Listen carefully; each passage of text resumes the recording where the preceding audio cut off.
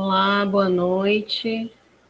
Sejam bem-vindos todas, todos, todes a mais um encontro do curso Gramsci nas Margens, um curso que tem como objetivo dar continuidade ao conjunto de estudos que estamos desenvolvendo a partir do projeto Praxis, passando aí pelo marxismo na América Latina, filosofia da praxis global, e retornando a Gramsci para tentarmos nos apropriar de forma mais sólida e profunda dos desdobramentos, do pensamento de Gramsci sobre a questão das classes e grupos subalternos hoje, que segue aí na esteira dos dois encontros, dois módulos que a gente já teve aqui, passaram por aqui, os estudos sobre vida e obra de Gramsci, sobre a dialética, as bases ontológicas da filosofia da praxis, e que nos debruçamos sobre a dialética práxica e o viés historicista de Gramsci, e seguimos hoje aqui com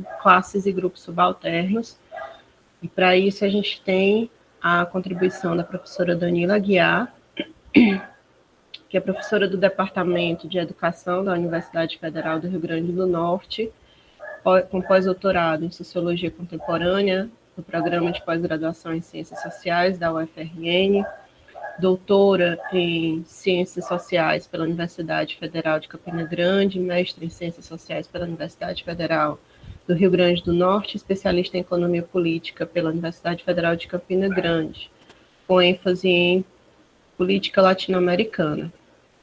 Além disso, é graduada em Administração, licenciada em Sociologia e Pedagogia e pesquisadora do Grupo de Estudos e Pesquisas Praxis e Estado e Luta de Classes da América Latina, vinculada ao Programa de Pós-Graduação em Ciências Sociais da Universidade Federal de Campina Grande e do Grupo de Pesquisa, Laboratório de Educação e Novas Tecnologias e Estudos Étnico-Raciais, o LENTE, vinculado à Federal do Rio Grande do Norte.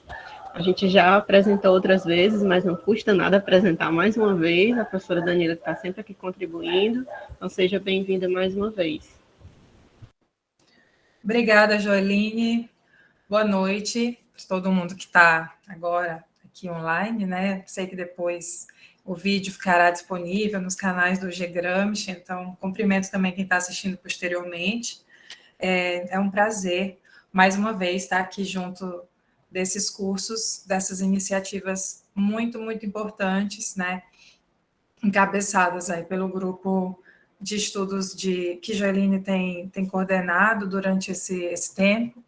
E justamente hoje, de volta a Gramsci, né, o autor que, na verdade, nos apresentou, né, Joeline? A gente se conheceu, acho que em eventos marxistas no Nordeste, falando enfim, levando nas nossas pesquisas baseadas muito também nas contribuições de Gramsci, esse autor italiano que tanto também contribui para as análises e transformação das sociedades de desenvolvimento desigual, como é o caso também aqui da América Latina.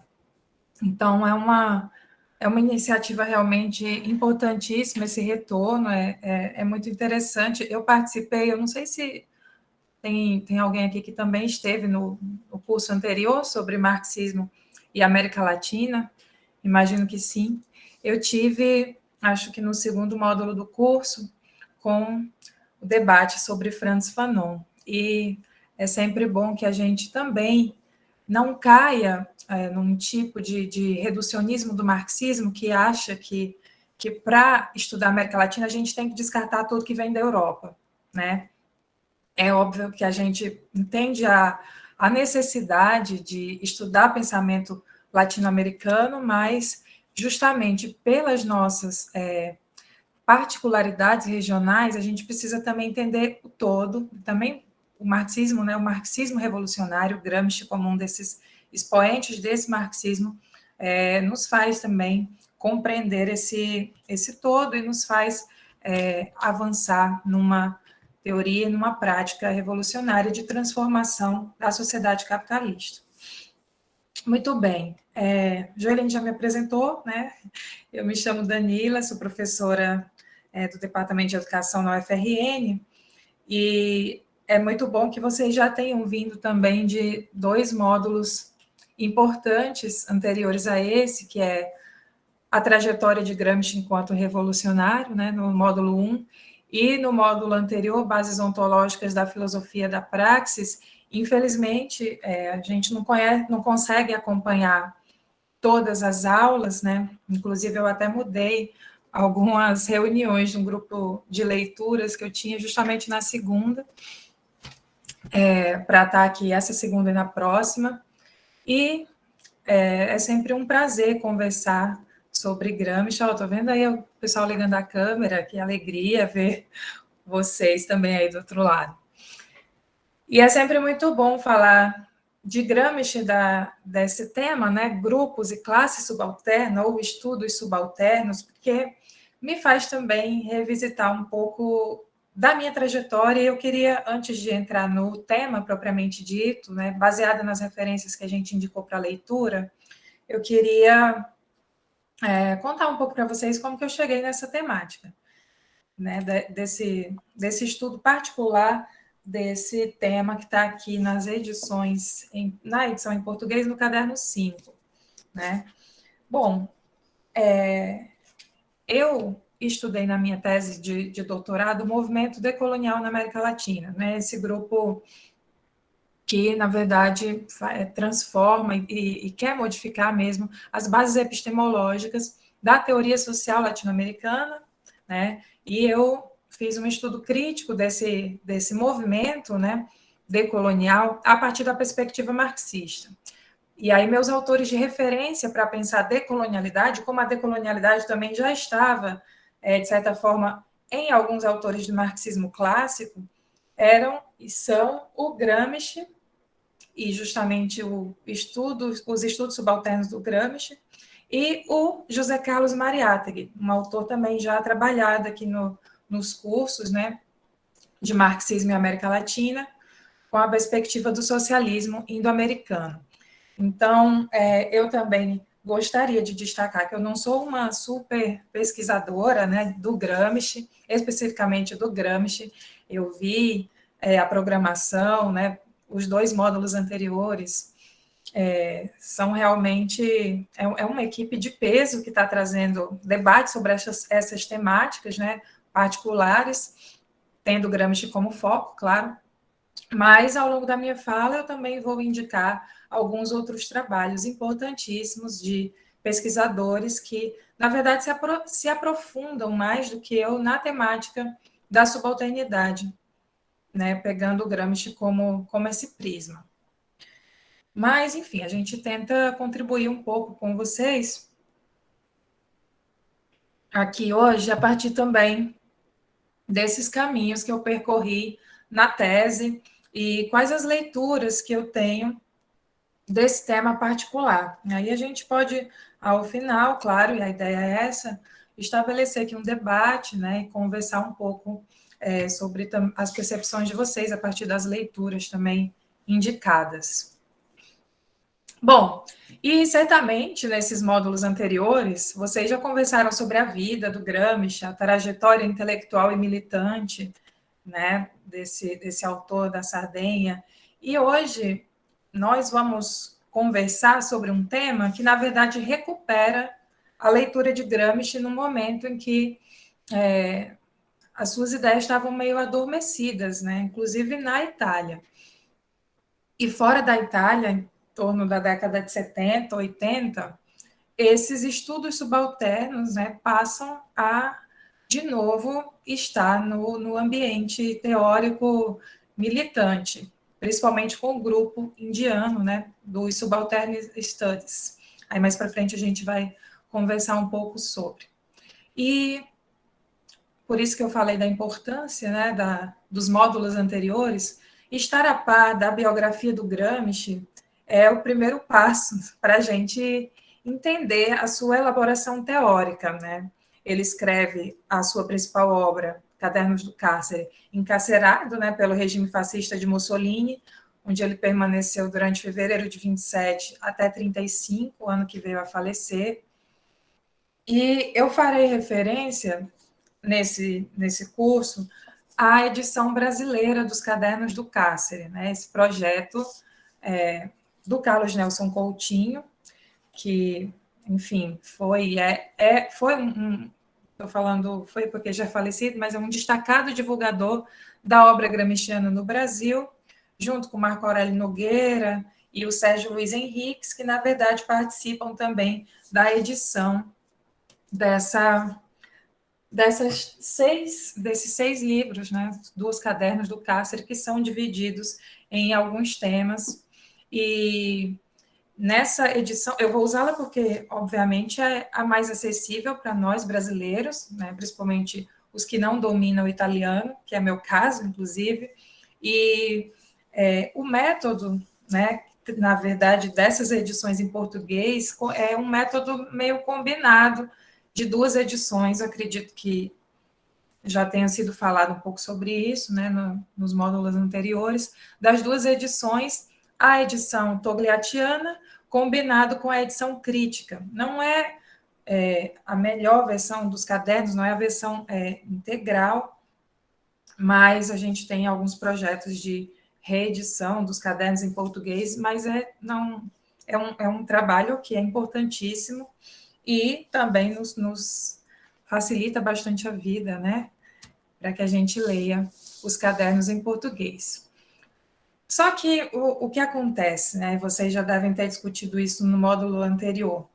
É consenso em grande parte dos gramscianos no Brasil e no mundo que alguns conceitos que foram formulados pelo autor foram reelaborados, né? E caem, inclusive, num senso comum dentro e fora da academia.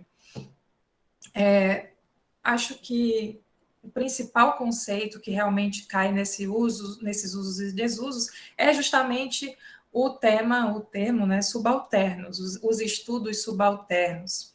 E é um conceito, na verdade, uma elaboração, né, teórica importante, que tem a ver também com uma metodologia que, durante muito tempo, não foi nem de longe um dos mais estudados em torno do pensamento do Gramsci, né? Sempre se estuda muito sobre hegemonia, sociedade civil, guerra de posição, enfim, outros conceitos que não são o de subalternidade. E, em nossa hipótese, é necessário, né, fazer esse resgate revolucionário dessa categoria no Gramsci, principalmente porque esse conceito faz referência à emergência de uma classe revolucionária, não exclusivamente operária, mas que será dirigida, né, quando organizada enquanto classe, pela classe operária. Ou seja, o Gramsci ele está ampliando com esse conceito de subalterno aquele par, né, aquele par burguesia proletariado. Então ele amplia o conceito de proletariado para pensar a não exclusividade da classe operária. De fato, esse prisma nos faz pensar como que esse conceito serve para analisar as sociedades de desenvolvimento desigual, como na América Latina, né? É importante também entender que esse conceito de subalternidade é um conceito também relacional. Eu estava fazendo referência justamente a burgueses e proletariados, e no Gramsci a gente precisa também entender que subalternidade, enquanto um par dicotômico, estaria diretamente relacionado ao conceito de hegemonia, né, entre dominantes e dominados.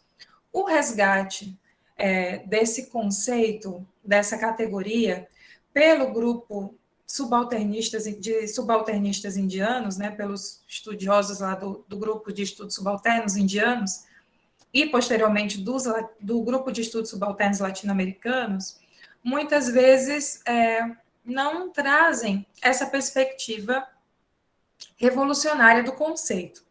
Eles evidenciam essa subalternidade, porque também estão analisando sociedades de desenvolvimento desigual, sociedades que não têm acesso à sua história integral, mas não apontam saídas para essa subalternidade. Essa é mais ou menos a tese que eu pretendo conversar aqui com vocês nesse texto,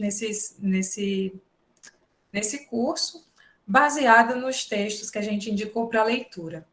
Então, O Gramsci ele evidencia a necessidade de se desenvolver uma consciência crítica e, consequentemente, a autonomia dos grupos subalternos na disputa pela hegemonia na sociedade civil.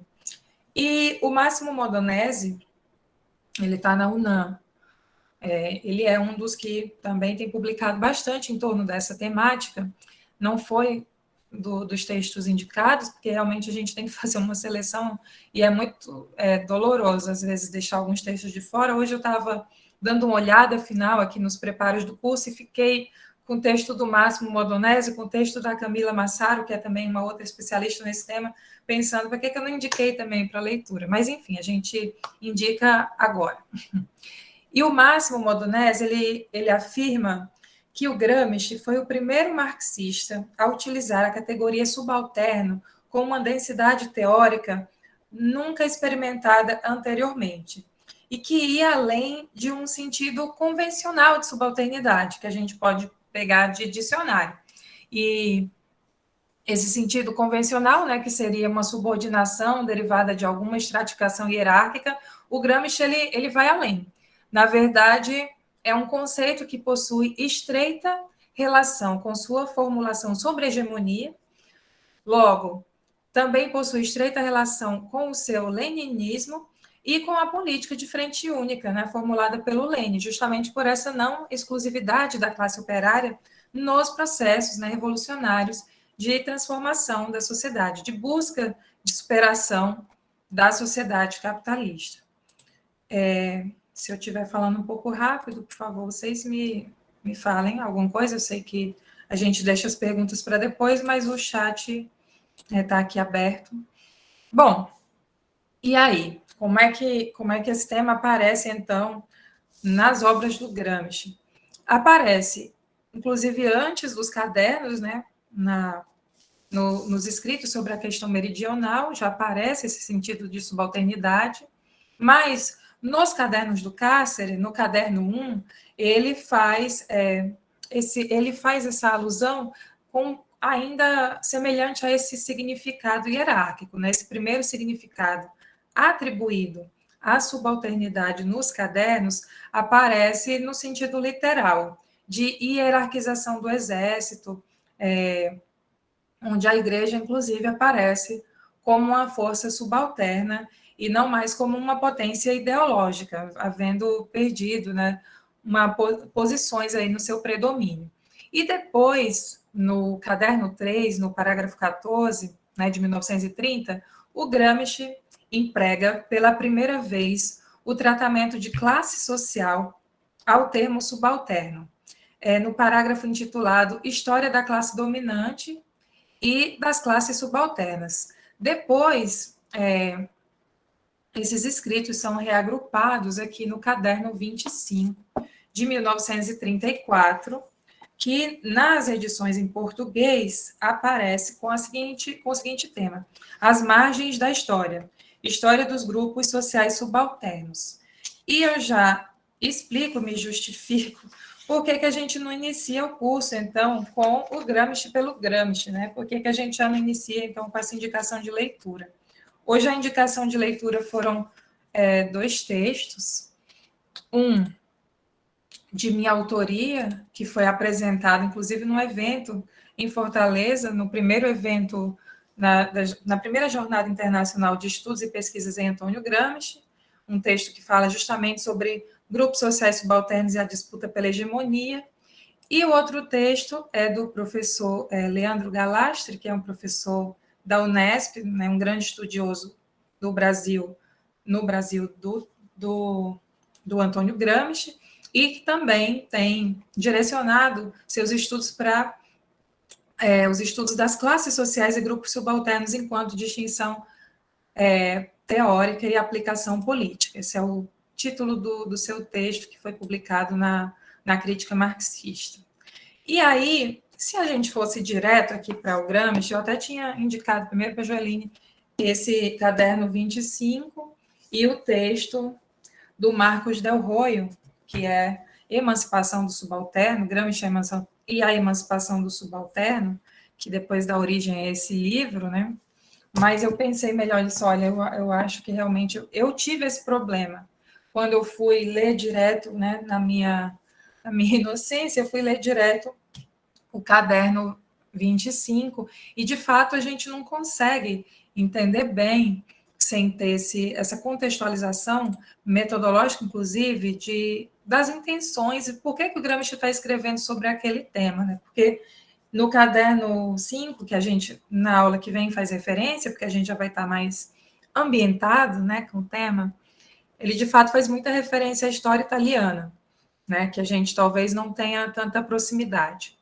Então, nesse caderno temático, o Gramsci avança em critérios metodológicos relacionais para se aprender as características que perfazem os grupos subalternos, né?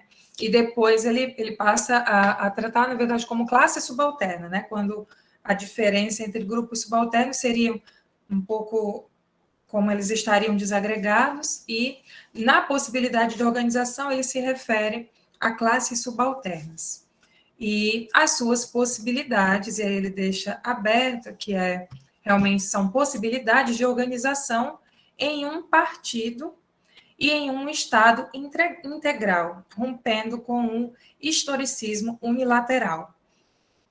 E aí eu não sei se vocês percebem, mas esse tema do historicismo unilateral muito nos diz respeito também, né? Nós, do sul global, das sociedades denominadas do sul global, né? América Latina, África, Ásia, nós, enquanto grupos sociais historicamente subalternizados, não temos acesso, né, à nossa história integral. Nossa história, principalmente, né, as histórias, se a gente pega o nosso currículo oficial, os livros didáticos, o que nós temos ali descrito, principalmente antes, né, dessas leis que são demandas de movimentos sociais, né, políticas públicas de ações afirmativas, Lei 10.639.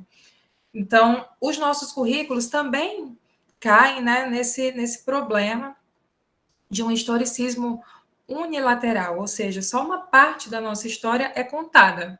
A história dos grupos hegemônicos, né, dos colonizadores, no nosso caso, das classes dominantes. Então, por isso que eu acabei chegando nessa temática e que eu acredito que é uma temática interessante para quem quer usar, né, o arsenal teórico gramsciano para pensar a América Latina. E aí, a ideia do nosso curso é realmente trazer a dimensão política dessa categoria de subalterno, né? Vocês devem estar vendo que eu estou fazendo referência a subalternos, subalternidades, estudos subalternos, mas é assim que aparecem nos textos que a gente indicou para a leitura. Muito bem. E aí, eu vou agora fazer referência ao texto do Leandro Gallastre, e ele fala o seguinte: o modo que o Gramsci associa o conceito de classes sociais ao de grupos subalternos, né, nessa relação que se resguarda toda a dimensão política dessa categoria, e que muitas vezes está descolada dessas leituras que se passou a fazer na década de 70, na década de 80, né, e que tornaram esse tema da subalternidade conhecido, né, como um tema gramsciano. Então, às vezes, essa dimensão política não aparece nos trabalhos que fazem referência ao Gramsci, né? E logo na segunda página do texto tem a seguinte afirmação: ao se trabalhar com a noção de classes e grupos subalternos, seria preciso procurar entender por que Gramsci passou a utilizá-la no lugar de noções mais consagradas, né, como proletariado, classe operária, campesinato. Essa, inclusive, vai ser uma citação retirada do texto do Delroy, que a gente vai trabalhar, né, com mais ênfase na próxima aula. E aí a hipótese mais provável apresentada aqui pelo Leandro é que o Gramsci está, na verdade, tratando de um desenvolvimento na sua elaboração, E eu concordo com essa hipótese, né? Tem alguns trabalhos também que apresentam justamente essa hipótese, né? Que estão aqui nas referências. O Máximo Modonese, o Marcos Del Roio, Marcos Green, enfim, tem uma turma aí que realmente tem se dedicado aos estudos de por que o Gramsci, na verdade, começa a esticar essa noção, né? Essas noções mais consagradas no desenvolvimento de sua elaboração. Na verdade, isso tem relação com a especificidade da questão operária, né, em direção a níveis sempre mais altos de complexidade e generalidade. Tudo que a gente mais encontra hoje, né, no nosso mundo contemporâneo, de uberização, do mundo do trabalho, enfim, de desmantelamento de todas aquelas relações que a gente entendia antes, né, trabalhador, empregado, contrato de trabalho, enfim, tudo isso que vocês também já sabem, já têm uma noção. E aí, a partir do momento que o Gramsci entende essa complexidade, ele busca definições que contemplem elementos que podem compor esse desenho, né, desses grupos e dessas classes que vão ali disputar uma nova sociedade civil anticapitalista. E o Gramsci, para isso, para pensar, né, esse desenvolvimento teórico de grupos subalternos, depois classes subalternas, ele se volta para a diversidade e para as especificidades nacionais, em primeiro plano, né? E aí, para ele, nesse sentido, o proletariado, o campesinato somente não seriam suficientes para compreender em toda a sua natureza e diversidade as lutas de classes na Itália. E as diferenças entre o norte e o sul, essa oposição entre os próprios trabalhadores de uma região ou de outra, esse desenvolvimento, essa questão meridional italiana, né? O sul como uma bola de chumbo que impedia o desenvolvimento do norte. Então, ele olhava para todas essas particularidades que se caracterizavam como oposições, né, e complexidades no interior da própria classe trabalhadora, de uma região e de outra, também diferentes níveis culturais relativos a essas diferenças de classes e frações de classes.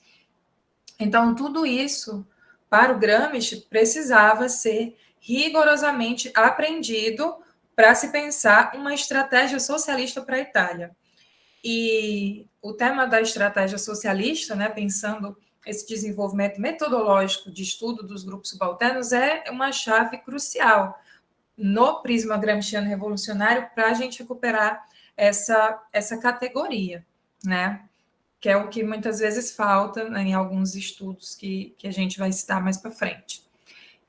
E o Gramsci, ele diz o seguinte, né, nesse caderno: a história dos grupos subalternos, justamente por estar ali ligada a essa inacessibilidade de uma história integral, é necessariamente desagregada e episódica, né? E a tendência que tais grupos possuem para a unificação só se concretizaria a partir de uma vitória política que fosse permanente, né? Então, os grupos subalternos, e por isso que ele primeiro faz essa referência, e a gente também faz essas distinções de grupos subalternos e classes subalternas, os grupos subalternos não estão necessariamente unificados em classes sociais, né? Justamente por esse caráter desagregado, né? E o Ben Said, que é também uma referência que o texto do Leandro traz, na verdade, tem uma primeira parte toda no texto que ele está ali discutindo com alguns teóricos do marxismo o conceito de classe social. Eu não vou entrar nesses detalhes, porque daria uma aula inteira, né, sobre isso, sobre cada autor, assim como eu não vou entrar especificamente no tema do que significa, né, a hegemonia, o conceito de hegemonia para Gramsci, porque a gente precisa também realmente ficar nos nossos objetivos de debate de hoje. Mas está lá uma discussão que é importante para a gente chegar nessa conversa de hoje, e o Ben Said é um desses autores resgatados para se falar de classe social. E o Daniel Ben Said diz o seguinte: a classe existiria somente em relação conflituosa com outras classes, revelando-se assim no e pelo movimento do capital. Assim, a ideia de classes suporia o conflito. Eu acho que essa citação está lá na página 3 do PDF, do texto que eu estou fazendo a referência. Então, a classe apareceria enquanto uma relação, sobretudo enquanto uma expressão social coletiva do fato e da exploração e, naturalmente, da resistência a esse fato, a essa exploração. Então, por isso que nessa proximidade, né, nessa relação que o Gramsci faz de grupo subalterno e classe social, ele acaba também depois trazendo o conceito de classes subalternas.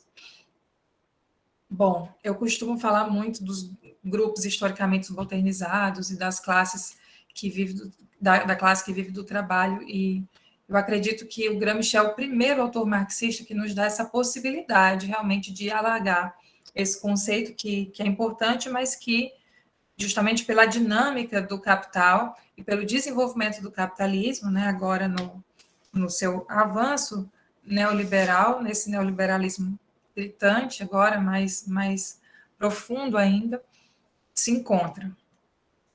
Então, enquanto as classes, os grupos sociais, os grupos subalternos são ali desagregados e episódicos, as classes e frações de classe dominantes encontram-se permanentemente organizadas por meio dos aparelhos do Estado capitalista, né?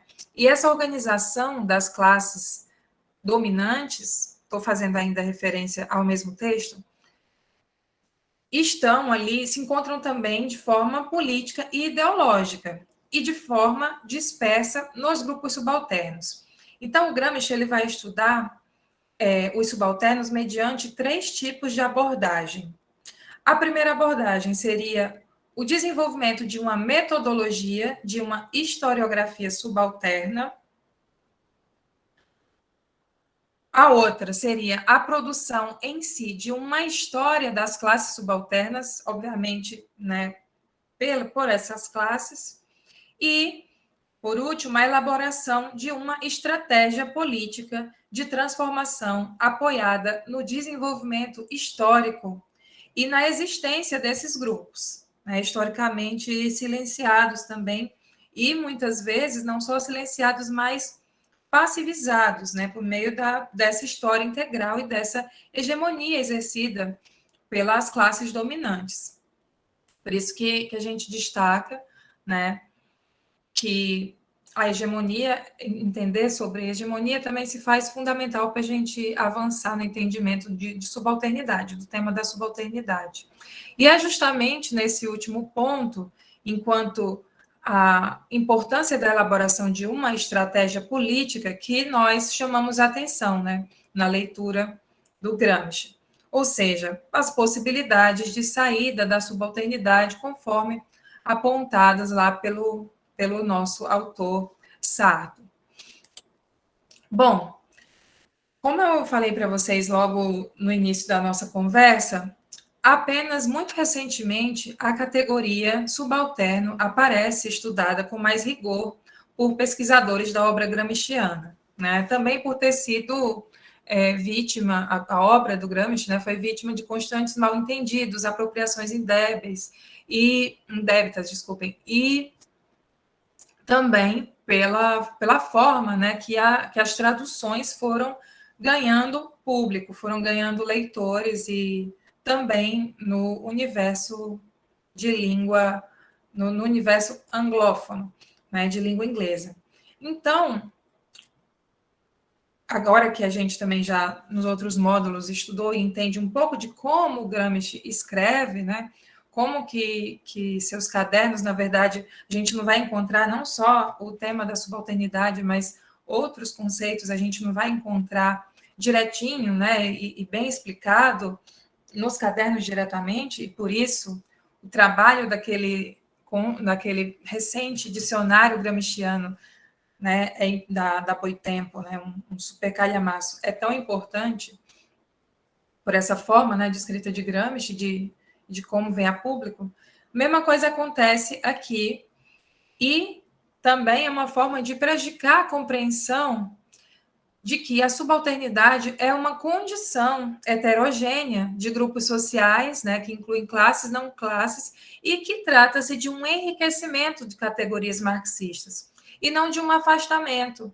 dessas categorias, ou de uma sobreposição, ou de um entendimento de que essas categorias não são mais válidas, mas, assim, realmente uma forma de pensar níveis e graus de subalternidade, por isso que ele traz esse tema, né? E aí traz o tema da subalternidade, também pensando unificação política enquanto classe social. Bom, daí essa distinção seria importante, né? Os grupos, mais uma vez frisando, que o texto também nos deixa isso muito claro. Eu estou na página 10, gente, do PDF, na verdade, página 44 do texto. Os grupos sociais subalternos tratam-se de uma categoria mais abstrata, enquanto as classes sociais subalternas são um fenômeno, né, histórico de unificação política de frações e segmentos determinados dos subalternos, né, enquanto essa possibilidade mesmo a partir desse esclarecimento, né, de outras alternativas históricas, das possibilidades, inclusive, de se tornarem um partido em disputa pela hegemonia. Mas, claro que a gente está falando aqui de possibilidades. E por isso que, nesse texto também, se fala do conceito de classe social, da relação com classes subalternas, do conceito de da importância de formação de novos intelectuais orgânicos, né? E também de como se dá essa disputa pela hegemonia no interior do bloco histórico a partir das crises, né? E também de como que as crises abrem possibilidades dessas massas que estão ali politicamente passivas, né? São, na verdade, induzidas nos momentos de crise a apresentar novas reivindicações. Então, esse texto também nos mostra que o Gramsci, ele também falava ali sobre as possibilidades de transformação a partir das crises orgânicas.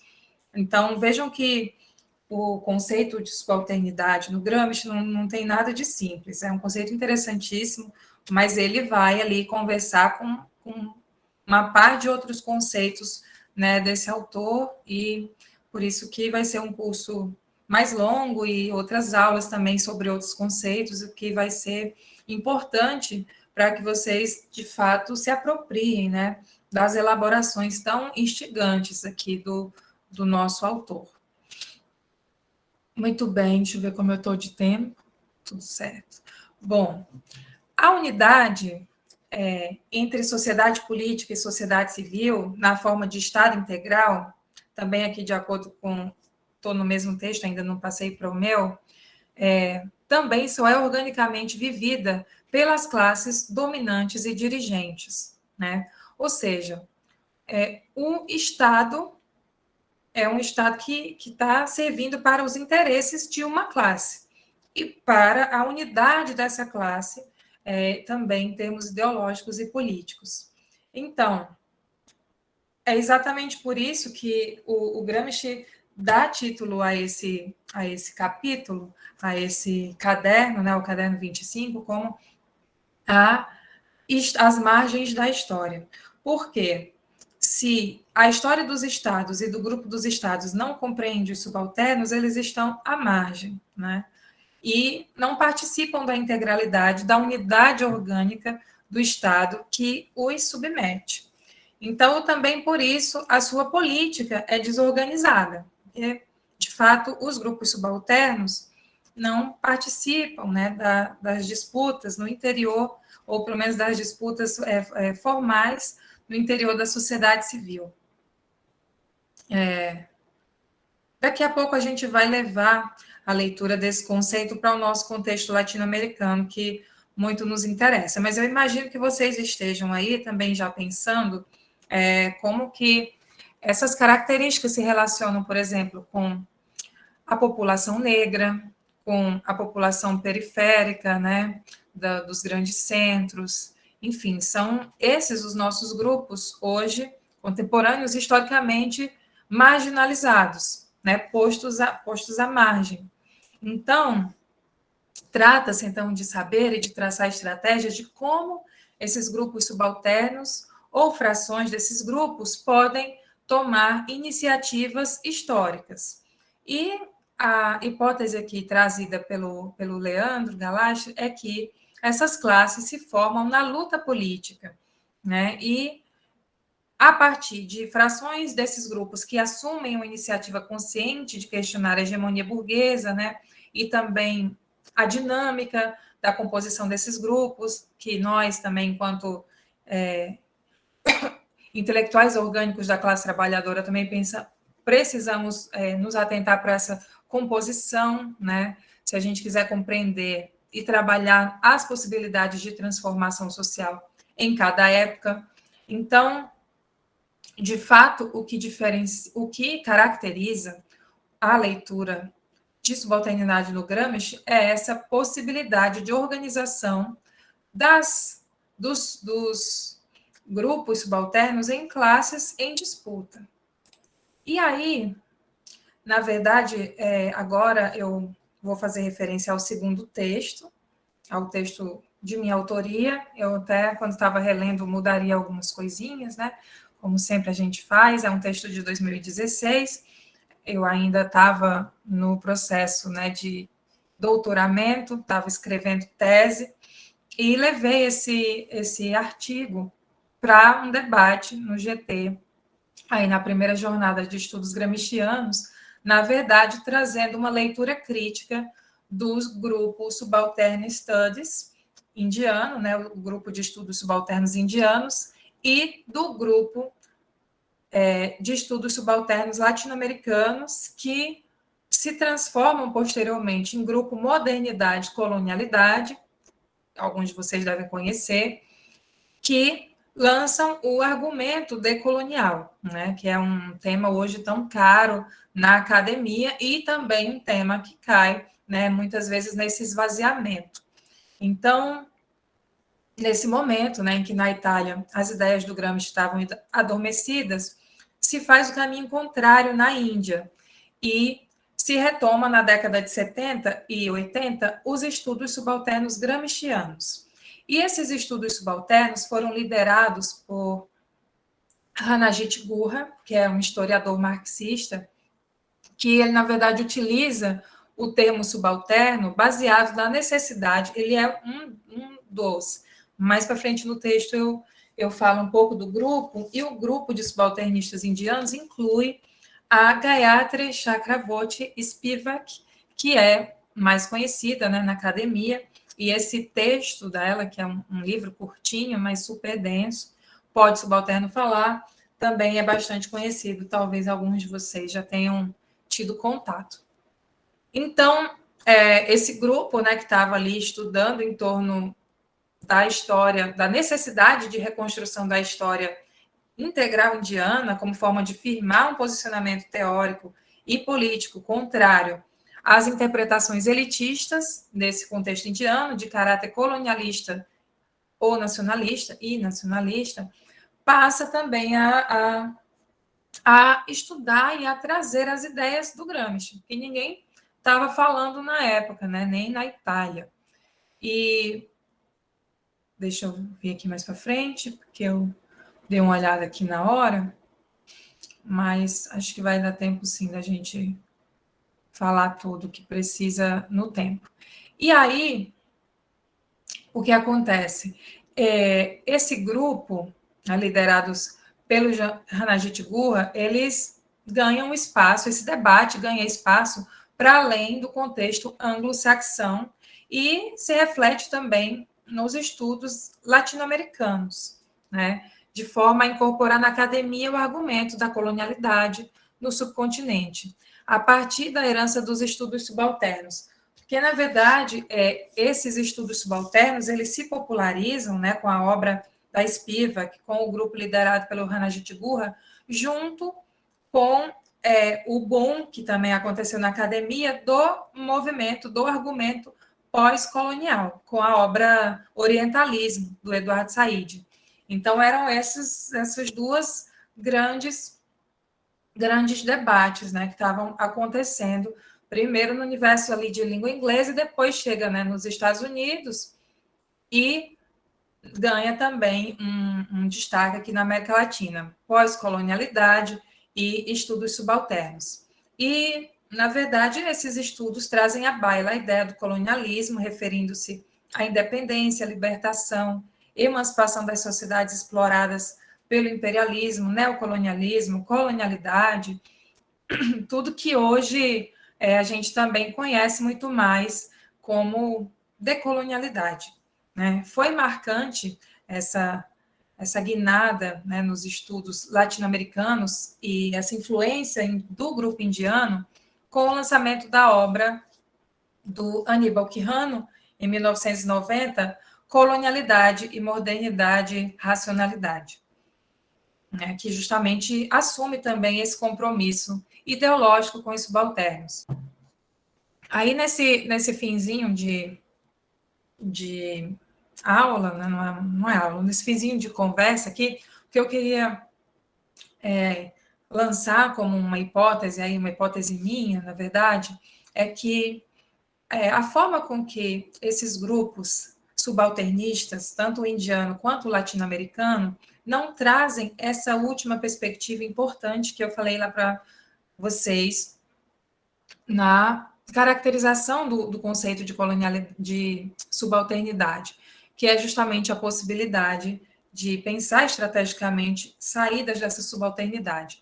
E, em nossa hipótese, o que eu trago aqui, claro que também amparada por alguns autores e autoras que, né, se debruçaram bastante sobre esse tema, é que, na verdade, esse descolamento dessa caracterização revolucionária do termo é muito importante, porque distancia, na verdade, o pensamento do Gramsci do próprio pensamento do Lenin, que tem uma grande influência, ao meu ver, na elaboração da subalternidade, desse conceito de subalternidade, né, porque está relacionado diretamente com se voltar para a realidade local de desenvolvimento desigual, de não exclusividade da classe operária, né, e de pensar também uma frente única de classe como uma estratégia.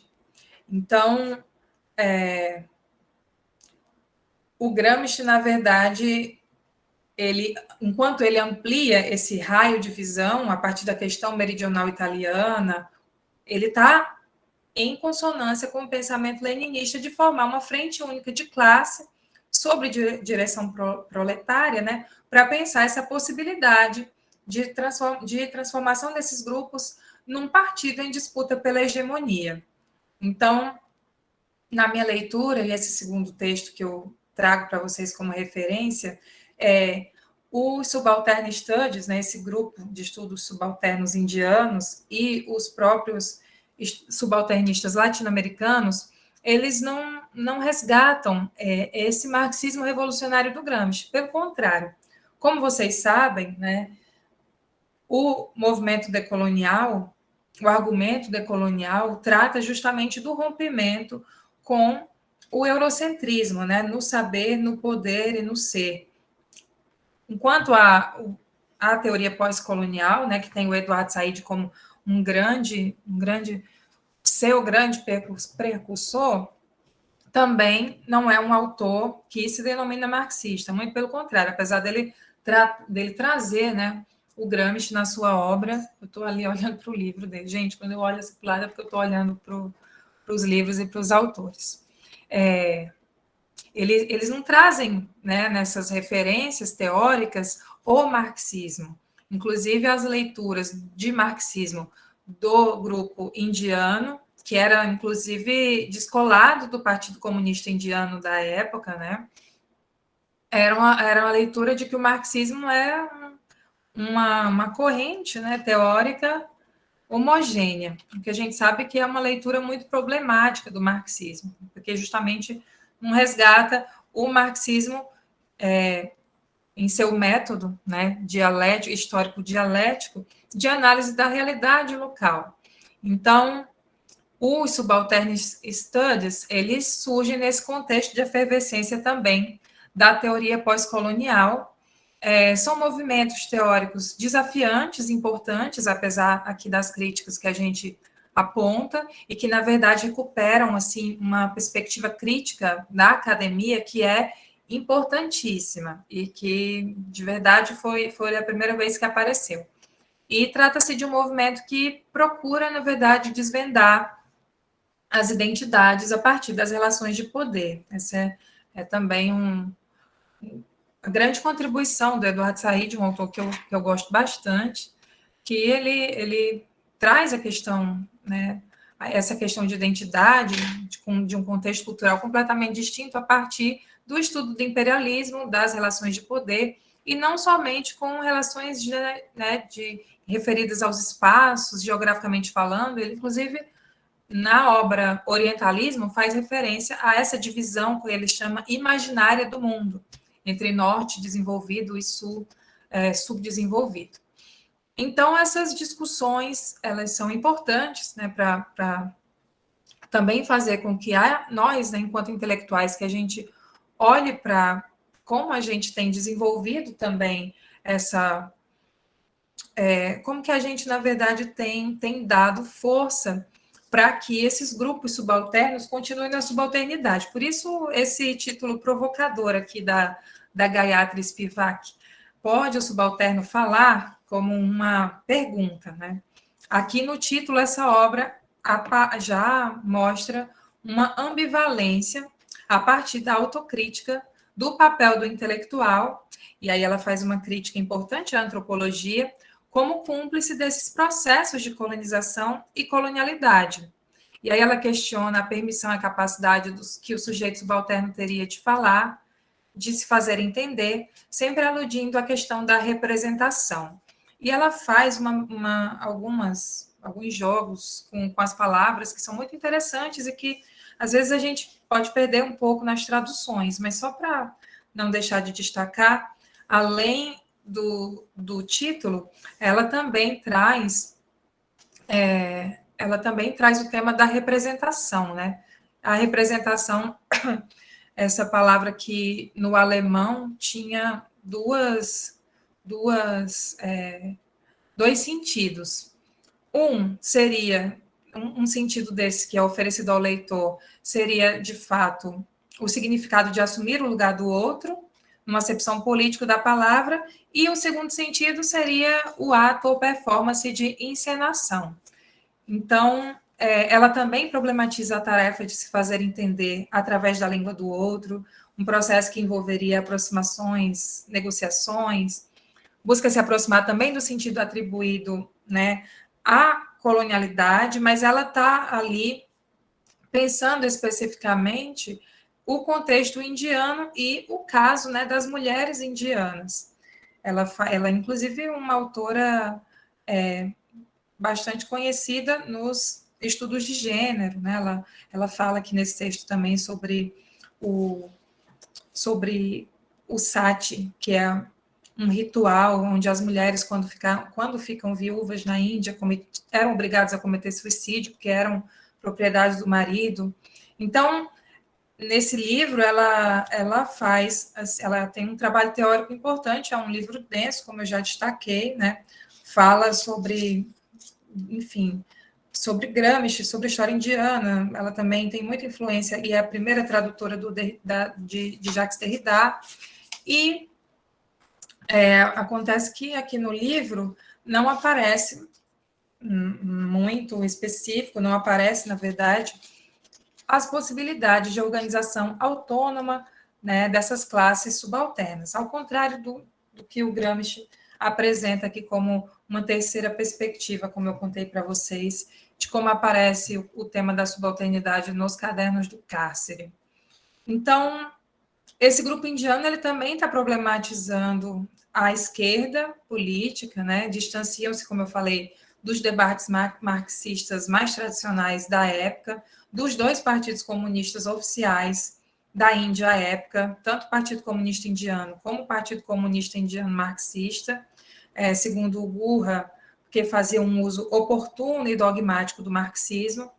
E esse grupo, né, as leituras desse grupo indiano ecoam, né, no universo norte-americano também, e lá, né, na academia norte-americana, estadunidense, tem um grupo, né, chamado Grupo de Culturas Estrangeiras, onde tinham alguns autores latino-americanos, né, ali, alguns intelectuais latino-americanos que estavam ali abrindo espaço para estudar pós-modernismo, estudos culturais, teoria feminista, e, consequentemente, se abriram também para os estudos da teoria pós-colonial e estudos subalternos. É aí que surge o Grupo Latino-Americano de Estudos Subalternos, a gente está falando da década de 90.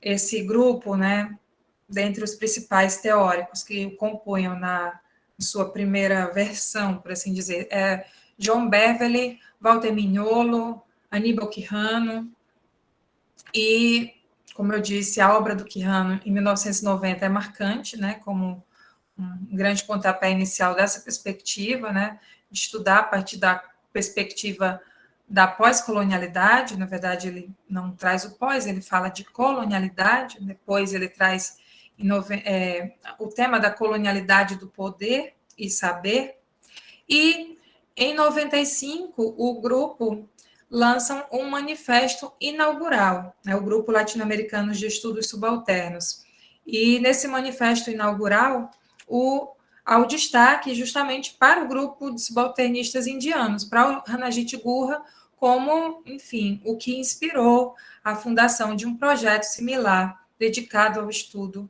do subalterno na América Latina, né, tratando de processos que convidam a buscar novas formas de pensar e atuar politicamente. Esse grupo, na verdade, depois se transforma no grupo Modernidade e Colonialidade, com Mignolo, Edgar Lander, Arturo Escobar, Henrique Dussel, Fernando Coronil, Wallenstein, o Quijano ainda, e marcante na trajetória agora do grupo Modernidade e Colonialidade, há aquele livro importantíssimo que, com todas as ressalvas, vale muito a leitura, todo mundo deveria ler, que é Colonialidade do Saber, Eurocentrismo e Ciências Sociais, Perspectivas Latino-Americanas, organizado pelo Edgar Lander e lançado pela Claxo em português em 2005, principalmente o texto do Quijano. Então, só para ir terminando mesmo, o grupo ainda bem que a gente tem mais um módulo, né, para tratar desse tema, porque as discussões não se encerram hoje, a gente chegou agora, né, na América Latina, e na próxima aula a gente vai falar um pouco sobre a perspectiva de emancipação, pensando justamente essas sociedades plurais, né, inferiorizadas pelo pensamento europeu, exotizadas em contraste com as sociedades desenvolvidas. Esse grupo, na verdade, é o que hoje, na verdade, se denomina como o movimento decolonial, o giro decolonial, né? E que realmente o Walter Mignolo, o Henrique Dussel e o Aníbal Quijano são dos maiores expoentes, né? Temos ainda alguns outros importantes também. E esse grupo, né, como todo grupo diverso, tem uma abrangência de pensamentos e estratégias teórico-políticas e que, na verdade, os diferenciam entre si, e com isso eu concluo, principalmente enquanto articulação da perspectiva latino-americana e marxista. Ou seja, parte desse grupo, né, entende que o marxismo é um pensamento eurocêntrico e homogêneo, que, enfim, tratou de um espaço-tempo específico, tratou a partir de uma perspectiva economicista, e muitos deles, inclusive, retratam que o Mariátegui e o Gramsci seriam dos poucos autores que redimiriam o marxismo periférico justamente por romper com o marxismo. Olhem que absurdo, né? Então, na verdade, o nosso trabalho, a importância de estudar esses temas em grupo, pegando o Gramsci pelo Gramsci, estudando, entendendo o contexto de sua escrita, de como vem a público, é justamente para que a gente não repita, né, e que a gente não consiga fazer essas articulações entre a perspectiva de superação do capitalismo, defendida por uma corrente revolucionária do marxismo, em que Gramsci e Lenin são nomes decisivos, né, assim como Rosa Luxemburgo, Trotsky, com a perspectiva latino-americana. Isso é o que a gente mais escuta por aí, eu diria, e aí é uma tese minha mesmo, literalmente uma tese, porque foi isso que eu estudei nos 4 anos de doutorado, isso que tem esvaziado o tema, né, da decolonialidade. Então, vejam que, mesmo que a gente esteja tratando do Gramsci, a gente também chega hoje nesse debate que está tão popular, que está mais popular na academia brasileira hoje, isso é muito bom também, o tema da decolonialidade. Quando eu escrevi a tese, quando eu terminei, defendi tese em 2017, a gente não ouvia falar assim com tanta assim, com mais ênfase sobre decolonialidade, principalmente a partir da perspectiva da teoria política, da teoria social, estava mais associado aos estudos culturais, à linguística. Então, é interessante que a gente continue fazendo essas articulações que alguns autores muito caros ao marxismo, muito criativos, fizeram, e Gramsci decisivamente é um deles. Eu fico por aqui, por hora, e cheguei na 1 hora, que eu achava que eu não ia levar. Estou à disposição para a gente conversar e para responder, falar mais um pouco sobre o que vocês quiserem e que eu possa também responder. Obrigada. Obrigada, Danila. Estou vendo que a gente realmente está seguindo uma esteira, né, de afinidade na perspectiva da retomada em Gramsci, né? A gente vai ter um conjunto de artigos, inclusive, né, que vai sair no ano que vem, que a gente aborda também, né, esses elementos que a gente está trazendo aqui, né, inclusive para recolocar a perspectiva marxista, né, marxiana, nesse lugar de realmente estar afinado com a perspectiva das classes e grupos subalternos, né, que não só em Gramsci há esses elementos a partir da questão meridional e do conceito da categoria das classes e grupos subalternos, mas no próprio Marx, né? Talvez houvesse aí um desconhecimento, além da perspectiva de correntes marxistas que caminharam aí, fizeram incrustações positivistas, mecanicistas que contribuíram para essas deturpações, mas também o desconhecimento de obras que têm sido agora retomadas e publicadas também em português, né? Algumas obras que estão recuperando aí os cadernos etnológicos, né? Que mostram que já em Marx já havia a preocupação, sim, com a luta das classes subalternas, dos grupos subalternos, na perspectiva de compreender para além da lógica linear, né, que não é Marx isso, né, uma lógica linear do capitalismo atrelado ao colonialismo, né, pelo contrário, e isso também já estava em Gramsci, né, a perspectiva antidogmática, antideterminista, antimecanicista. O Gramsci participou dos congressos da Internacional Comunista, onde os debates sobre a questão colonial já estava colocado ali também, né, o debate dos congressos que ele participou quando ele esteve em Moscou, né? Então, a questão meridional já né, e o desdobramento desse processo de apropriação de uma visão muito mais ampla da sociedade capitalista, das contradições postas, né? E nessa esteira do que a gente vem estudando, no último encontro a gente debateu um pouco sobre a dialética práxica, né? Se o Gramsci tem uma visão muito mais ampla, historicista, muito mais articulada do viés dialético e práxico, inclusive da relação entre estrutura e superestrutura, no viés historicista, articulado dialeticamente entre as diversas dimensões dessa relação, né, de dependência ontológica, determinação recíproca, autonomia relativa. Então, né, ele tem aí também uma perspectiva de articulação muito mais ampla do que seria o bloco histórico, né, nesse viés historicista, e, portanto, a classe revolucionária para o Gramsci não é uma classe cristalizada, né? Não é uma relação de causa e efeito, para além do viés economicista, em que o lugar no processo produtivo é que determina o lugar de classe, né, que o indivíduo ocupa na realidade, se reduzindo a esse viés economicista, o Gramsci vai muito além disso, né, ele amplia, então por isso que a concepção de classes e grupos subalternos está muito mais ampliada no Gramsci, né, vai muito além disso, que também corresponde aí a esse viés anti-economicista, mecanicista, né, que prevaleceu durante muito tempo. E a gente está aqui para contribuir com isso, né? Tentar desvelar aí esses elementos contraditórios e apresentar no viés muito mais ampliado do ponto de vista histórico dialético, né? O Gramsci na batalha das ideias e da praxis, né? Então, eu já me coloco no lugar aqui de mediar, de fazer a mediação aqui do diálogo da Danila com os participantes do curso, se tiverem aí alguma questão, né, espero que tenha, né, a gente espera que tenha para desenvolver e desdobrar mais o debate, né, a compreensão dos elementos.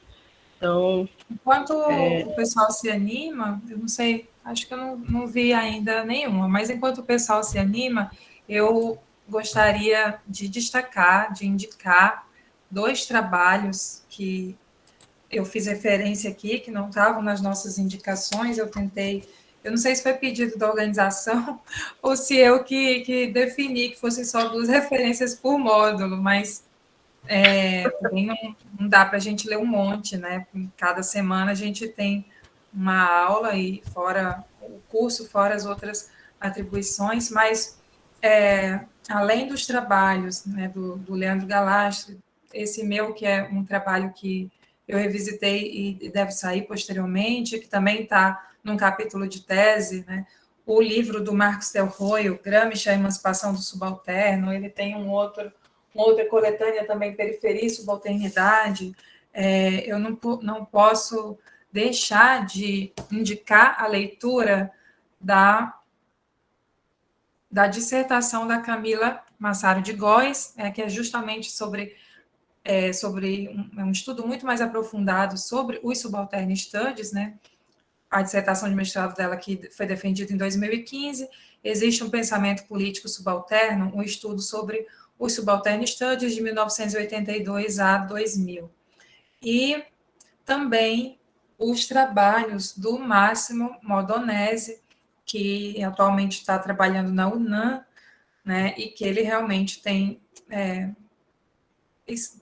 publicado bastante em torno da temática da subalternidade, né, conceito e fenômeno do nosso tempo. E a gente deve encontrar do Máximo Bordonese acho que a Camila já publicou em livro, mas também está no banco de tese da USP, e o Máximo Bordonese certamente tem muita coisa em PDF disponível na internet. Então, queria realmente destacar esses trabalhos que foram importantíssimos na minha leitura desse tema, quando estava chegando, né, nesses estudos gramscianos na temática específica da subalternidade. Porque a gente tem outros, né? Tem o Guido Ligori, tem o Marcus Green, que são autores mais conhecidos no meio dos gramscianólogos, mas existem trabalhos em português e espanhol que são muito bons para a gente se aprofundar nessa temática aqui, como o Francineide colocou aqui no chat, é de fato complexa, porque o Gramsci é um autor complexo, né? E a forma com que sua obra vem a público, seus conceitos, e essa temática que estava ali adormecida, que é recuperada de uma maneira não muito fiel ao que seu autor revolucionário propôs. Então, tem alguns intelectuais, alguns homens e mulheres que fazem assim, trabalho de facilitar um pouco nossa leitura sobre esse tema e estão nas referências dos artigos, né, também, mas eu queria destacar. Vou deixar aqui no chat também. Bom, parece que a gente tem aí uma questão chegando, né? Renata levantou a mão, acredito que queira fazer uma pergunta. Então, enquanto a Renata vai fazendo a sua intervenção, a sua questão, eu queria deixar aberto aqui para mais questões, né? Para a gente poder conversar, aproveitar aqui a contribuição da Danila. Renata, por favor. Boa noite, vocês estão me ouvindo? Tá ouvindo bem? Ok. Bem, primeiro, parabenizar, né, pela exposição. Danila, muito boa. Assim, acho que todos os outros módulos eu não falei antes, né? Mas quero parabenizar, gosto muito feliz de estar aqui de São Paulo, né? Vendo vocês aí dessa, enfim, né, dessa guerrilha, né? De manter aí a história do Gramsci, a questão ontológica do Lukács. Acho que é muito importante, né, esse viés marxiano aí tentando passar isso como continuidade. Eu estou me debatendo já faz algum tempo com a questão da classe subalterna do Gramsci, então eu gostaria de expor aqui para vocês, né? De repente vocês podem me ajudar a pensar. Eu fazendo uma questão com relação à memória, como é que a memória ela é revista em períodos de crise e é revisitada, e também as classes subalternas se colocam nesse momento. E aí, fazendo uma referência, não muito, mas a crítica, assim, fazendo uma crítica a essa turma da subalternidade, do decolonial, da Spivak principalmente, porque como se essa turma não vê a relação de classe, como se os subalternos não possam alcançar um outro nível dentro da luta de classes, né? Então, para mim, eu acho que tem um outro elemento, pode ser que eu esteja equivocado, falta muita leitura ainda, mas parece que não há nesse grupo a relação de classe não está colocada. Não sei se para os indianos isso é mais nítido, porque se você nasce sobre uma determinada casta, você realmente não possa ascender a outra casta, e aí para a gente, sobretudo na América Latina, a relação de classe, a luta das classes, elas têm forma, a gente pode chegar, né? E a gente pressupõe aí que a classe trabalhadora ela vai alcançar o poder, enfim, e o processo revolucionário que a gente tanto almeja, né? Então, eu acho que, para mim, me parece esse elemento mais crucial. Eu gostaria que você pudesse falar um pouco a respeito disso, dessa luta de classe, isso de fato aparece nessa outra turma do decolonial, sobretudo da Spivak. Aí, uma outra questão que eu estou me debatendo em relação à questão da memória é porque a gente encontra algumas frações de classe, assim, alguns grupos que estão em decadência. Então, por algum determinado momento, foram uma certa elite e se mantiverem algum status vamos pensar, da história oficial, e nesse momento são grupos que estão lutando para preservar algum nicho da sua própria memória, da sua própria história. E aí estão lutando, inclusive, contra o próprio capital, né? O grande capital. E aí essa relação do Gramsci entre pensar a classe subalterna em processos de hegemonia, alguns grupos, aí para mim, eu que estou fazendo essa leitura, não fazem parte, não estão hegemônicos. Eles podem até ideologicamente estar aparados, mas não estão no momento da hegemonia, de dominação. E aí eu poderia colocar essas frações dentro, né? Poderia assimilar a questão da subalternidade de classes subalternas, né? Grupos melhor subalternos, junto com esses grupos que não estão de fato dominantes, mas que já pertenceram ou pertencem, pensando nessa relação das diversas frações de classe. Enfim, para mim está muito complexo ainda, eu acho que, mas é um pouco disso, se eu pudesse desenvolver. Obrigada.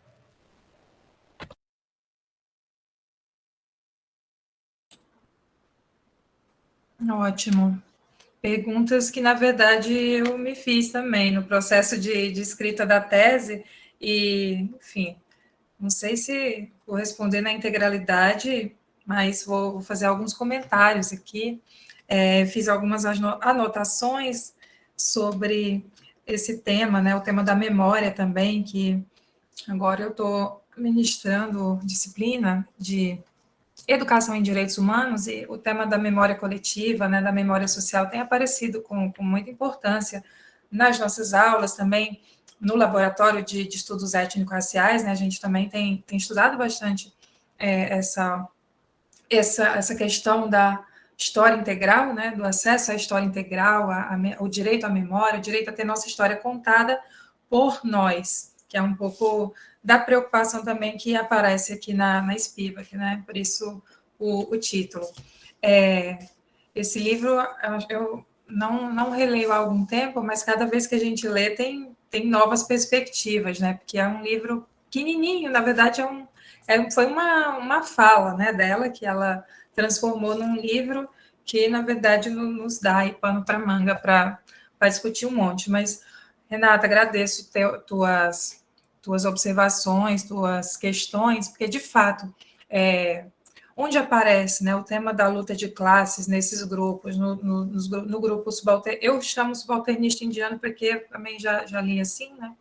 Então, no grupo indiano, né, que na verdade está pensando uma outra realidade, né, casta, geração, gênero, ofício, né, classe aqui também aparece, mas de fato não é a relação constitutiva, né, e não é por assim dizer, pelo que eu conheço, e aí por isso eu indico o trabalho da Camila, porque tem muito mais fôlego, né, para se debruçar sobre a diversidade mesmo desses autores. Eu conheço um pouco mais do Gurra e da Spivak. De fato, o tema da luta de classes, que é um tema caro ao marxismo, não é o foco. O foco realmente é reconstruir uma historiografia indiana, que desse conta, na verdade, de trazer a esses grupos a história integral, o acesso à história integral, né? No caso aqui da Spivak desse texto, mais especificamente, né? A Spivak, ela é uma também das grandes vozes do movimento pós-colonial. Ela ficou conhecida como a primeira tradutora de Jacques Derrida, pelo trabalho de caráter desconstrucionista, né, de base pós-estruturalista. Ela também parte de uma crítica aos intelectuais ocidentais, do Deleuze, do Foucault, para pensar uma prática discursiva do intelectual pós-colonial, mas vejam, me parece, né, e é um pouco do que eu apresentei na tese, que essas contribuições estavam muito ligadas ao aspecto mais relacionado a um discurso e a uma identidade, a uma história, uma memória, uma identidade, mas não a possibilidades de disputa, né? Então, parecia, eu posso estar enganada, porque também o grupo é composto de alguns intelectuais, né? Não só eles, mas posso falar um pouco mais do movimento decolonial, que é meu foco, mas quanto aos subalternistas indianos, me parece de fato que o foco era enfim, contar uma história, né? Um projeto que não tem uma proposta emancipatória, apesar de ser um projeto político, né? Porque é um projeto que, na verdade, é um projeto de um grupo de historiadores, né? Isso é importante dizer. O Gurra, ele é historiador, então é uma identificação que também está no Gramsci, né? Esse sentido político da história. O historiador também é um político. Eu não sei, Joeline, se você tiver conhecimento e puder também contribuir, se aparece esse tema da memória, eu acho que eu não lembro de ter lido nos cadernos, aparece sempre história, né? História integral. E, enfim, para o projeto indiano, né, esse projeto que tem uma iminência política, eles não avançam, de fato, nessa proposta de emancipação para o seu contexto indiano, né?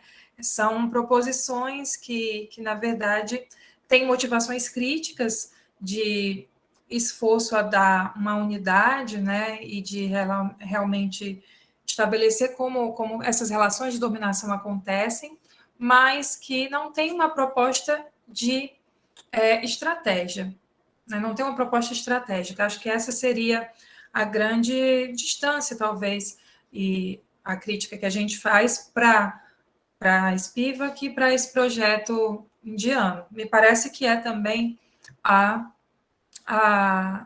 conclusão da Camila, né, que estudou com mais afinco esse grupo. Enquanto os decoloniais, né, aí eu já posso falar com um pouquinho mais de propriedade, que foi, de fato, o meu tema de tese, e eu ainda acompanho, né, até hoje.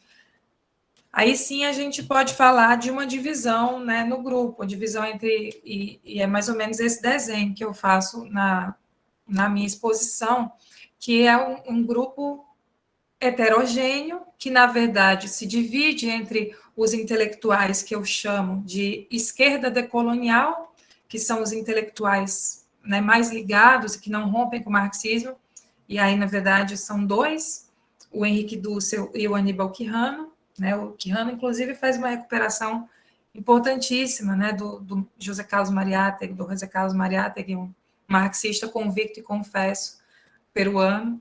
E enquanto os outros autores decoloniais, talvez um pouco mais conhecidos, né, pelas novas gerações, porque aparecem muito mais, escrevem muito mais, né, ainda estão vivos. Aí a gente está falando de Ramon Grossfogel, Walter Mignolo, Edgar Lander e alguns outros que eu não recordo exatamente agora o nome, né, porque tem realmente um número importante. Esses sim, eles rompem com o marxismo e, como a gente diz, jogam a água do banho junto com o bebê, né? E são leituras problemáticas, né, da decolonialidade, porque eles, na minha leitura, eles não, as contribuições que esses autores trazem, né, não se distanciam tanto do socialismo indo-americano do Mariátegui, das classes subalternas do Gramsci, né, quando eles falam ali em pensamento fronteiriço, entre outros temas trazidos por esses decoloniais, não me parece tão distante do marxismo como eles apontam, ou não me parece tão inédito, né? Então, de fato, a gente precisa olhar criticamente, entendendo a importância, né, desses projetos que têm realmente como foco essa escrita, né, para a gente pensar para e a partir da nossa realidade, da América Latina. Isso é muito importante, mas eles têm diferenças, né, teóricas que se cristalizam em conclusões políticas, e é mais ou menos essa divisão que eu faço entre eles, né? O Quijano e o Dussel seriam os que, de fato, permanecem com a luta de classes e com a necessidade de romper, né, com a sociedade capitalista e, enfim, também trazem contribuições do marxismo nas suas obras, e esses outros autores, não, né? Bom, deixa eu ver o que mais.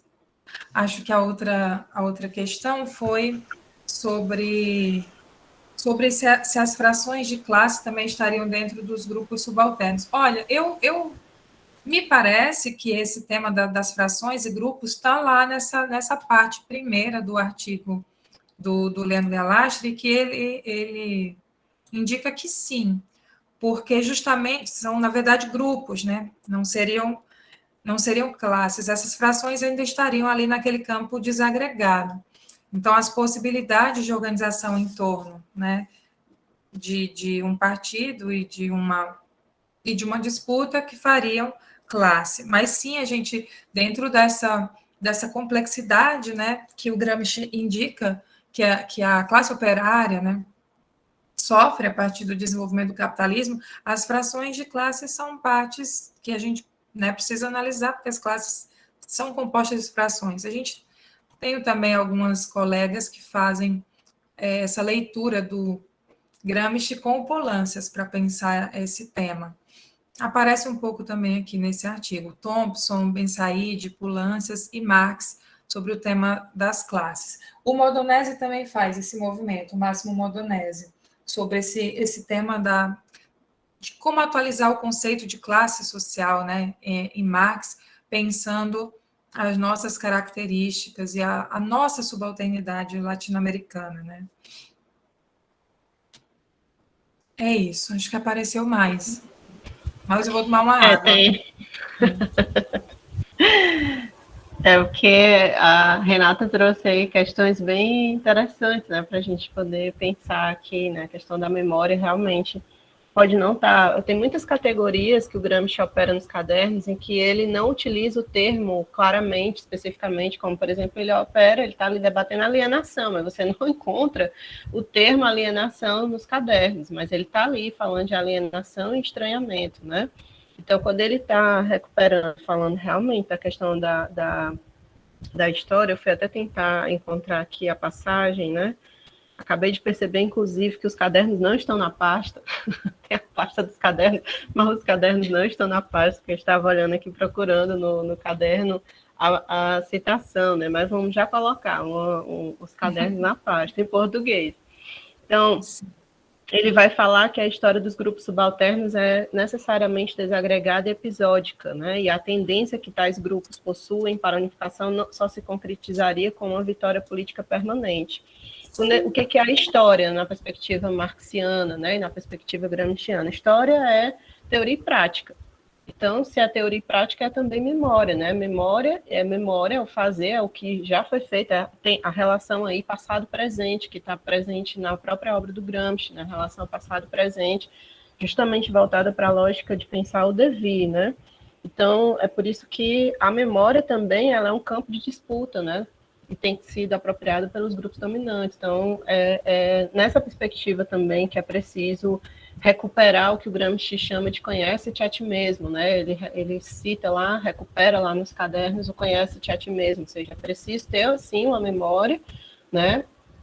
Para ter uma compreensão maior do mundo, da praxis, o que é as contradições envolvidas, para poder pensar o devir, né? Para poder se tornar um político em ato, que é o viés aí do intelectual orgânico, que está atrelado justamente com esse processo de compreender quais são as relações de forças envolvidas em cada momento histórico, justamente fazendo a leitura, né, prática do que seriam as frações de classe, quais são as correlações de força envolvida, quais são as forças militares, políticas, né, no âmbito nacional e no âmbito internacional, ou seja, não é fácil ser um político em ato, né, não é uma coisa simples, né, quem pensa que é só escrever artigo e publicar não está entendendo que é muito mais complexo, né, porque demanda não só um processo teórico, mas um processo prático, né, dentro na intervenção na realidade. Então, ele está justamente mostrando aqui, a meu ver, né, nesses níveis que ele coloca, como se ocorre também o processo de catarse, né, do momento econômico-político para o momento ético-político de fundação de novos tipos de Estado.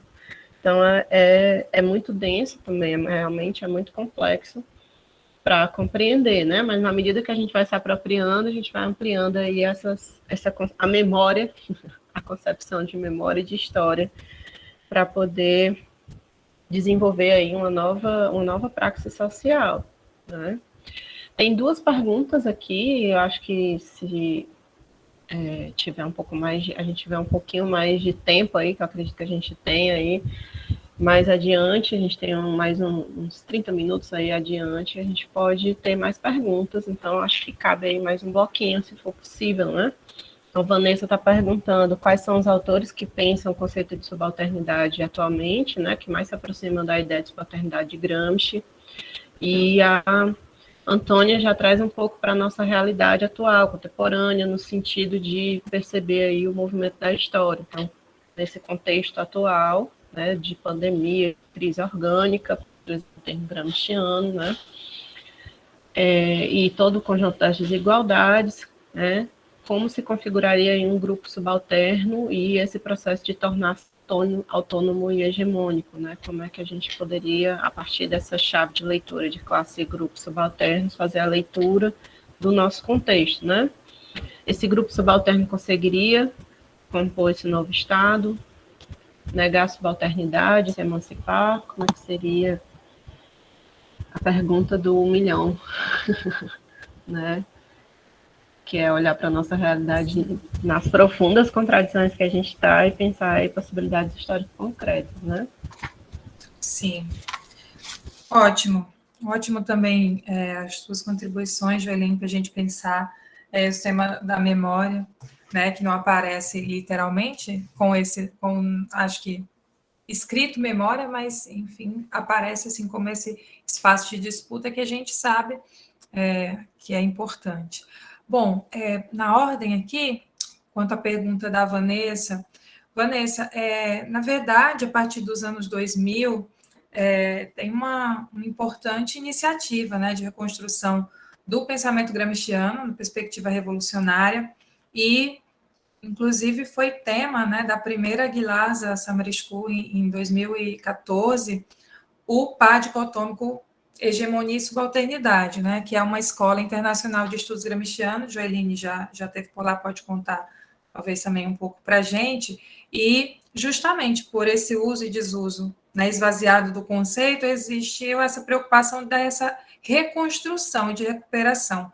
O que a gente tenta trazer aqui é a acessibilidade também desses debates, né, fazer com que, de fato, a gente tenha acesso a essas conclusões políticas, né, o que estava descolado do Gramsci, onde que a gente pode encontrar essas ideias, né, como que a gente pode entender, de fato, para quem não estuda com mais afinco, os cadernos, todos eles, em sua integralidade, como que a gente pode entender esse tema da subalternidade também, né, junto com o tema da hegemonia.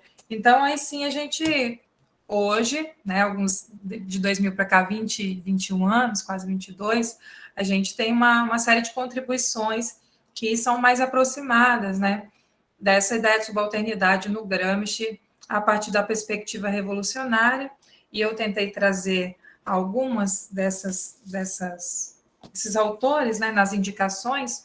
Aqui no Brasil, nós temos decisivamente, né, o Marcos Del Roio, e esses 2 livros aqui que eu indiquei, que eu mostrei para vocês, né, fruto também dos debates que estão naquele artigo riquíssimo que a gente vai discutir no próximo bloco, no próximo módulo, né, onde ele fala justamente sobre Rosa Luxemburgo, Gramsci, Lênin, Gramsci, enfim, sobre a perspectiva de hegemonia, e teríamos, né, aí indicando de fato obras que vão falar somente dessa temática da subalternidade. Eu indico mais uma vez o Máximo Modonese, e tem, acho que nesse meu artigo, alguns outros trabalhos, né, que foram também pioneiros nesse sentido, de pensar essa recuperação e essa proximidade, né, que justamente tratam, esmiuçam a questão metodológica do tema da subalternidade, que é o trabalho do Marcus Green, que é um trabalho interessantíssimo, esse Gramsci Cannot Speak, que é fazendo a brincadeira também com o livro da Gayatri Spivak. Eu posso deixar aqui no chat também, que ele está disponível em inglês online. E o trabalho cadê, gente? Eu já falei.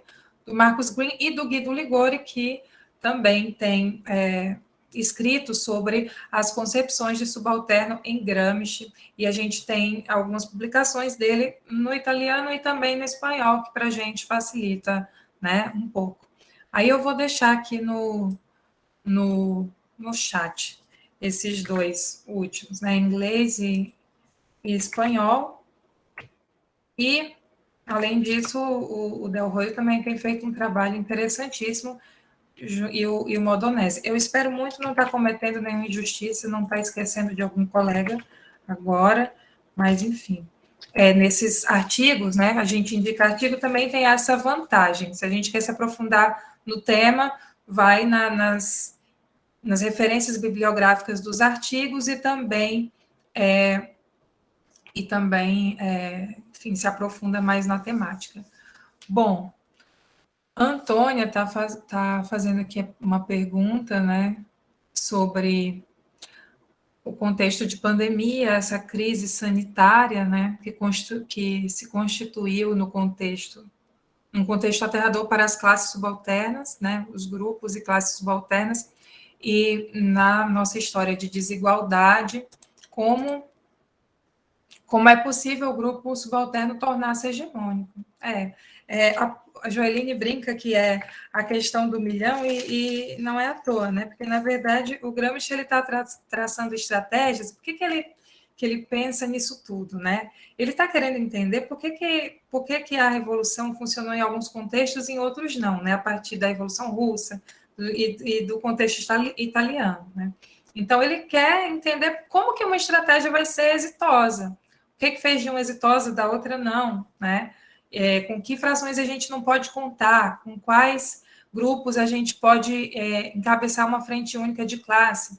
Então, esses autores, eles nos fornecem algumas chaves metodológicas, mas que é preciso trazê-las, né, adaptar para o nosso tempo, mas o primeiro passo, né, para essa disputa hegemônica se dá também no campo da ideologia, né, no campo da disputa das ideias dominantes de uma época, que são as ideias da classe dominante, né? Então, na verdade, o Gramsci indica a necessidade dessa disputa, da disputa da intelectualidade e dessa história contada, né, pelos subalternos também, integral, e amplia em busca de uma estratégia, né, política que decisivamente está ligada com a acepção, né, com a concepção dele de moderno príncipe, que é um partido, né, na necessidade mesmo de disputa política em torno de uma organização. Então, negar a subalternidade e se emancipar é uma tarefa de época, não é uma tarefa, né, que a gente já tem as condições objetivas escancaradíssimas, né, pela pandemia, e as subjetivas é uma tarefa nossa, né, enquanto militantes, enquanto, enfim, intelectuais orgânicos da classe trabalhadora. Mas, de fato, eu não queria deixar de falar também que o Gramsci ele não fala especificamente de um novo tipo de Estado, ele fala de uma nova hegemonia, né? De um novo bloco histórico e de uma nova hegemonia, a hegemonia do proletariado. Então, a ideia seria, na verdade, tomar o Estado para depois destruí-lo, né? Nessa corrente revolucionária do marxismo que ele assim, estaria identificado, então seria nesse sentido.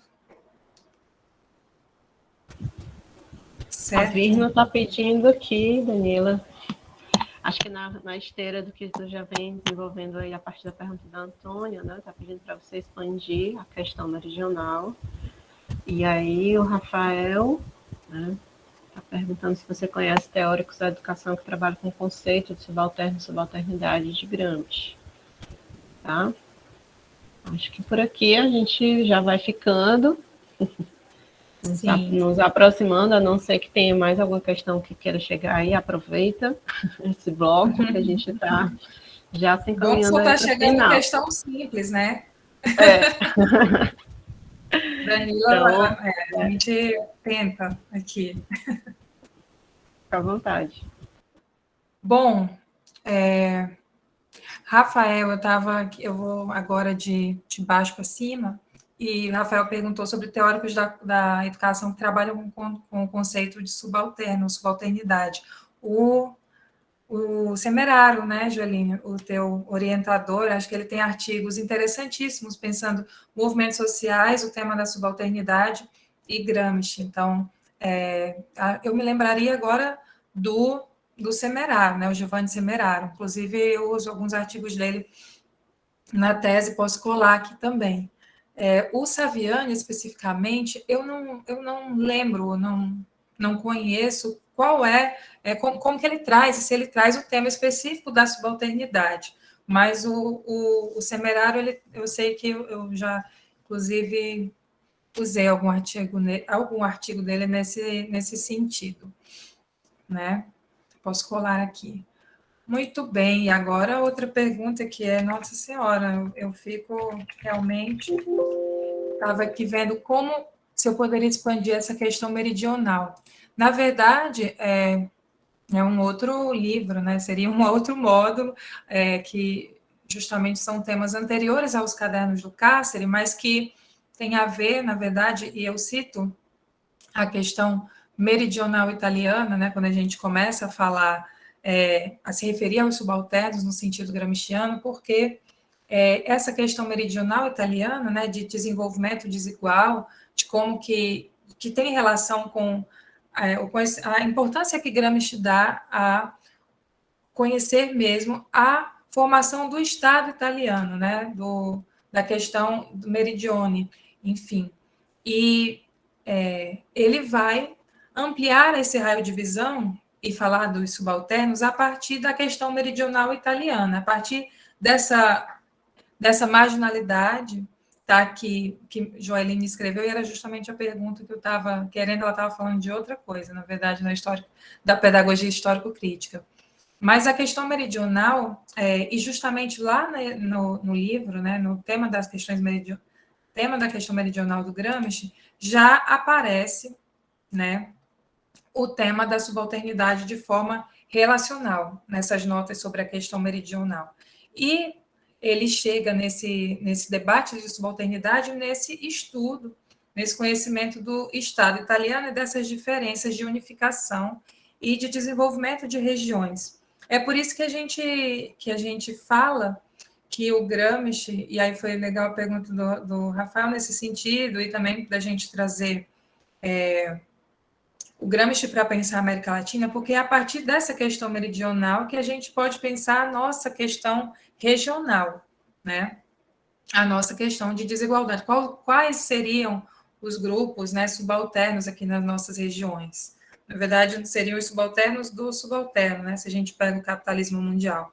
Então, é um debate mais amplo, né, especificamente sobre a questão meridional italiana, mas que é o ponto de partida, né, esse processo de unificação do Estado italiano, as políticas protecionistas, né, que faziam escoar os recursos do Mezzogiorno para a região fértil da Itália setentrional, né, esse estudo tem mais profundidade em alguns trabalhos de alguns colegas, principalmente da Luciana Liaga, né, do próprio Semeraro, mas é importante partir do entendimento da questão meridional, desse desenvolvimento desigual e unificação do Estado italiano, para a gente entender por que o Gramsci chega nesse tema, né, de história, para eu não falar sem usar as palavras exatinhas, as margens da história, né, nesses grupos que estão à margem da história.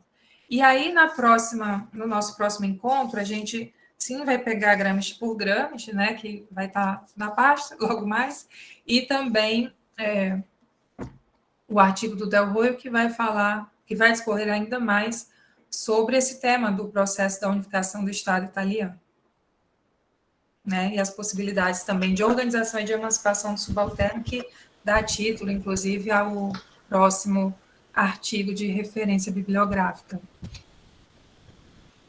É interessante, né, o tema, né, da questão meridional, porque, em geral, a gente, numa primeira aproximação, a gente tem a tendência de ver somente a questão interna italiana, né, e não por acaso foi um dos últimos textos, né, que o Gramsci escreveu antes do cárcere e de certa forma, desenvolve, né, a partir dos cadernos do cárcere, se desdobrando em outras concepções, né, como esse tema dos grupos e classes subalternas, né, e não se limita, na verdade, a fazer uma análise do processo italiano, né, justamente vamos dizer que é um capitalismo tardio, né, justamente pelo processo de unificação italiana, o processo de desenvolvimento do capitalismo na Itália, né, passou por um processo, inclusive, de colonialismo, de colonização interna do Sul em relação ao Norte, né, então tem todos os desdobramentos de elementos do processo da formação, da configuração do capitalismo moderno colonial dentro da Itália, né, então o Gramsci está fazendo uma análise particular, mas que tem efeitos de compreensão de forma muito mais ampliada, né, de forma muito mais de uma amplitude, de um alcance, né? A questão meridional de você olhar para o mundo a partir desses elementos da particularidade do contexto italiano, né? Então, é interessantíssimo, né?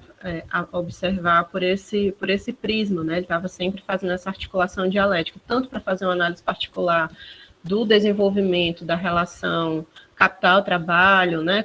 As relações campo e cidade e o processo de organização das classes subalternas dentro do contexto italiano e do processo revolucionário, como é que ocorria em relação ao que ele chamava de Ocidente, né, em relação ao Oriente, mas também trazendo elementos que a gente poderia abstrair e fazer análises muito mais complexas, né.